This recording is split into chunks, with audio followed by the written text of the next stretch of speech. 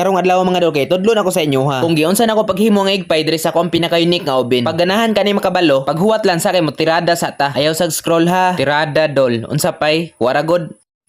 Natay tirada ron. Kay nganuman, dugay-dugay naman ta wala kaluto sa to ang pinaka-unique nga oven. Unya daghan sa kay mag-ingon ba nga magluto na daw ko. Kay gimingaw na siya sa akong lami nga luto ba. Kay lami man daw ko muluto. Unya mas lami jud ko no ang galuto. Maong galibog jud ko ba kung asa gid sila gimingaw. Sa akong niluto o sa galuto. O di na ta maglalis na mga dol kay mo ana ra man Japon ko nga atik ra god. Ang pinakauna jud natong buhaton na mga dol kay maglimpyo sa to ang pinaka-unique nga oven. Tarongon gid ni paglimpyo kay ubay-ubay na gini ang git-it sa to ang pinaka-unique nga oven ba. Kay dugay-dugay naman ta nga wala kaluto. Kay atong nangagi nga mga adlaw, nagsige ginulan di sa mua ba. Mao ni akong pinaka-unique nga oven na lumos na siya ato. Maayo gani gibantayan sa akong pinakabaho nga kwaknet. Mao to nakasurvive pa akong pinaka-unique nga oven. Kay nanugid man dayon ako ang kwaknet. Mao na giingon niya atik ra god. Pagkahuman natog haling dira mga dol, maghimo sa tag ingredients. Mugamit ta nag 1 and 1/2 cup nga harina, katong 1/4 teaspoon nga asin, 1 tablespoon nga white sugar, 3 tablespoon nga margarine or butter. Og syempre kung unsa tong ginabuhat nako sa una,